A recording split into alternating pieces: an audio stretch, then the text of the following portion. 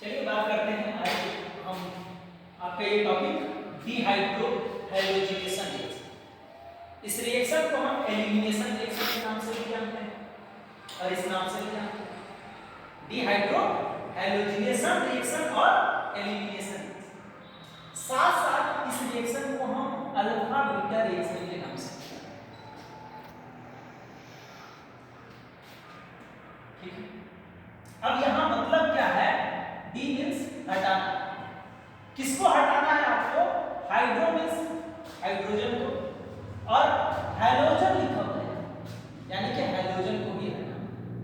Hydrogen और halogen को जिस रिएक्शन में हटाया जाए उसे ही हम एलिमिनेशन रिएक्शन बोलेंगे या फिर डिहाइड्रोहैलोजिनेशन रिएक्शन बोलेंगे। अब इस रिएक्शन को हम अल्फा बीटा रिएक्शन के नाम से भी जानते हैं। क्यों जानते हैं? क्योंकि जिस कार्बन के साथ कोई फंक्शनल ग्रुप अटैच होता है उस कार्बन को हम अल्फा कार्बन,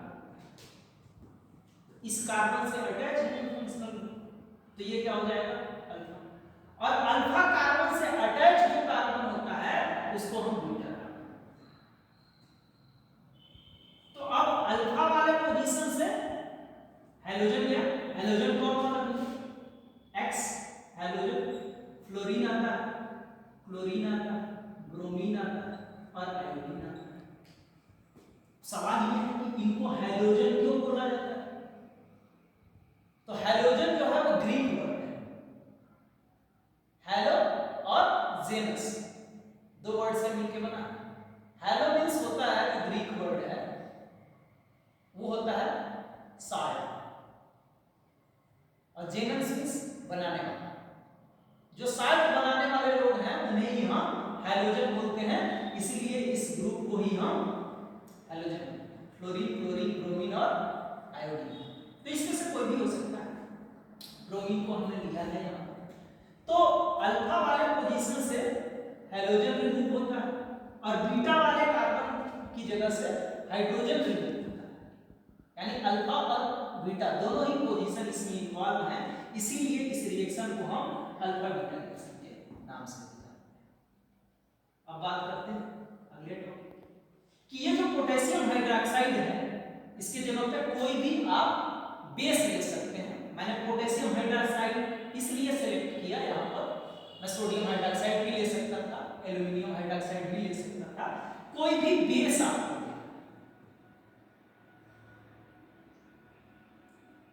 पोटेशियम हाइड्रोक्साइड इसलिए लिया क्योंकि ये लैब में इजीली प्रोवाइड होते हैं, पोटेशियम हाइड्रोक्साइड और सोडियम हाइड्रोक्साइड, इसलिए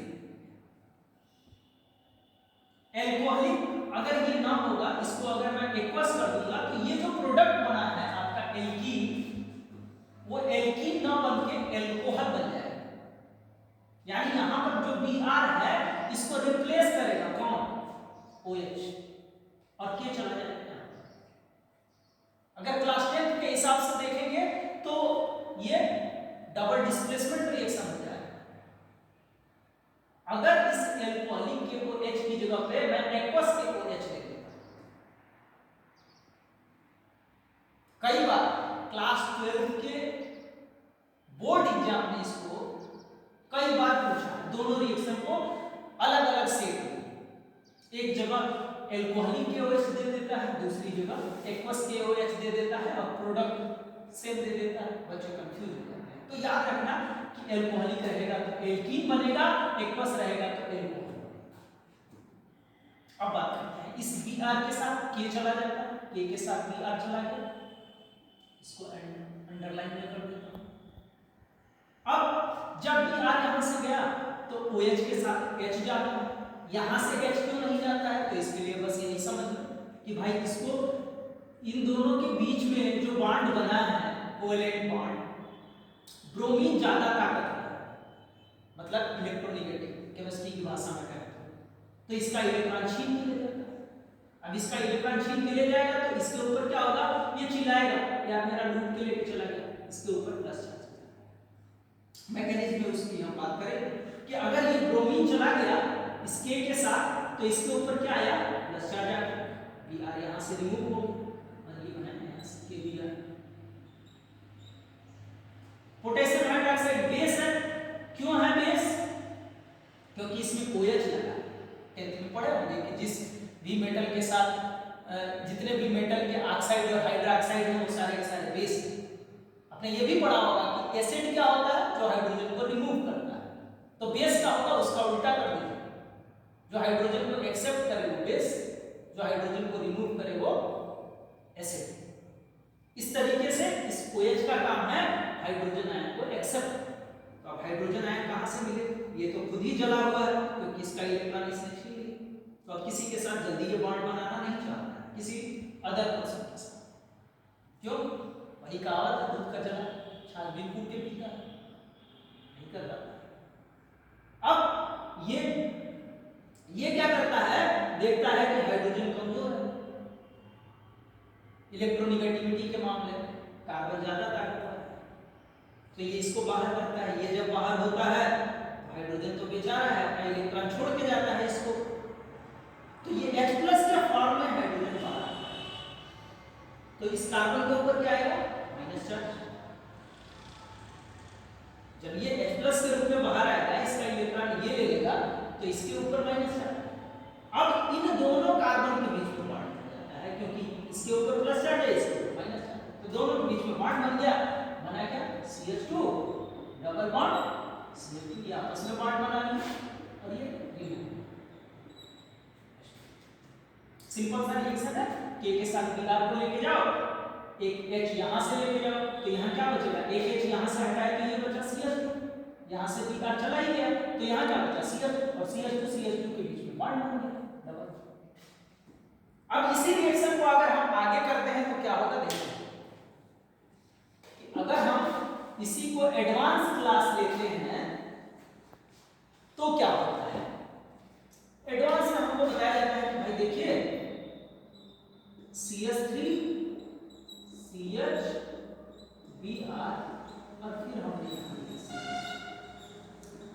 फिर वही सेम चीज KOH जो कि K के साथ Br जाएगा, ये तुमको पता है, तो KBr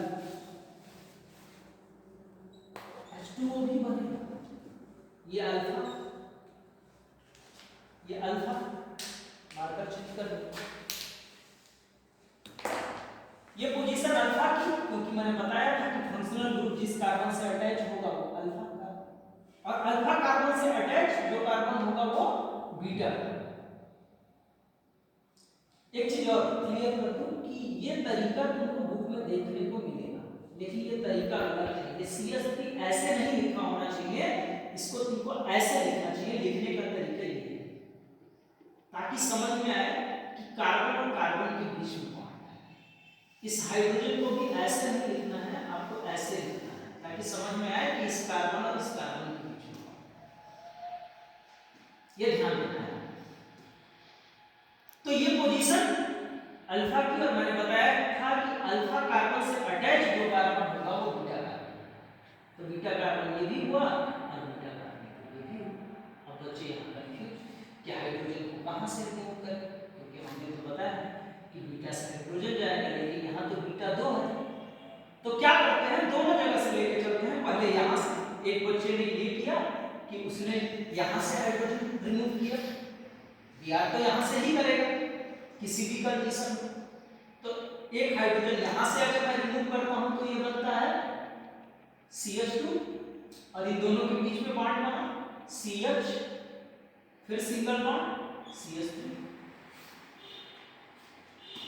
एक बच्चे ने क्या किया, अब वो यहाँ से ले हाइड्रोजन, क्योंकि ये भी तो बीटा का पोजीशन है, यहाँ से हाइड्रोजन, तो वो क्या करेगा, वो लिखेगा ऐसे CH3 CH double bond CH। दोनों ही केस में प्रोडक्ट जरा आप देखें कि जिधर से डबल बॉन्ड नजदीक होगा काउंटिंग आपको उधर से करनी है। 3 कार्बन है तो प्रो नेमिंग की बात कर रहे हैं। इधर से देखोगे तो 1 नंबर पे डबल बॉन्ड, इधर से काउंटिंग होगी क्योंकि नजदीक है। इसमें आएंगे तो इधर से करेंगे क्योंकि इधर से डबल बॉन्ड नजदीक। तो दोनों ही केस में क्या है, 1 नंबर पे आता है, और दोनों ही केस में आपको प्रोडक्ट मिलता है प्रो1।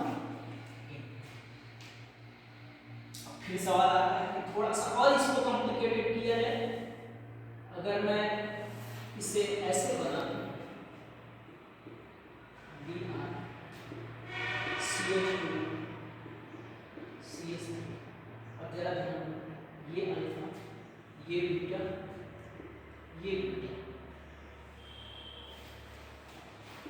सेम KOH एल्कोहलिक है, पता है आपको KBr जाएगा और H2O भी।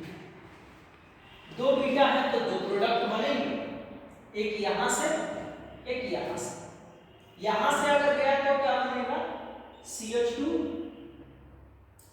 एक H यहां से निकाल तो CH2, Br ऑलरेडी चला गया है तो CH बचा है, double bond CH, single bond CH2, फिर CH3। फिर दूसरा प्रोडक्ट क्या है? दूसरा प्रोडक्ट हमारा बना ये यही है CH3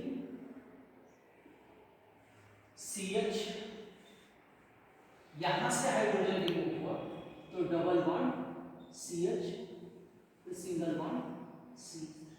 अब इन दोनों प्रोडक्ट को देखिए, इसको देखेंगे, इसकी नेमिंग करेंगे तो ये ब्यूट 1 इन है और इसको देखेंगे तो ये ब्यूट 2 इन है। ये ब्यूट 1 इन और ये ब्यूट 2 इन।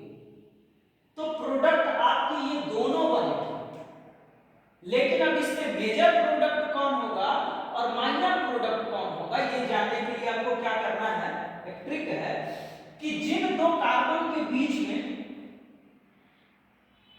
डबल बॉन्ड बना है वहां आप एक डब्बा, बना दीजिए। डब्बा से अटैच जो कार्बन है उसको हम अल्फा कार्बन कहेंगे। तो डब्बा से अटैच कार्बन ये है तो ये अल्फा कार्बन। यहां डब्बा से अटैच कितने कार्बन है? ये भी अल्फा कार्बन है और ये भी अल्फा। अब जो मोर देन अल्फा, ध्यान देना मैं यहां बात कर रहा हूं मोर देन अल्फा हाइड्रोजन की, मोर देन अल्फा हाइड्रोजन की बात, यानी जिसमें अल्फा हाइड्रोजन ज्यादा, अल्फा कार्बन ज्यादा है तो अल्फा हाइड्रोजन भी ज्यादा है। यहां कितने हैं अल्फा हाइड्रोजन देखेंगे तो 3, यहां 6 अल्फा हाइड्रोजन है। यहां कितने हैं 2। तो मोर देन जो अल्फा हाइड्रोजन देगा उस प्रोडक्ट को हम बोलते हैं सैजैक प्रोडक्ट, सैजैक।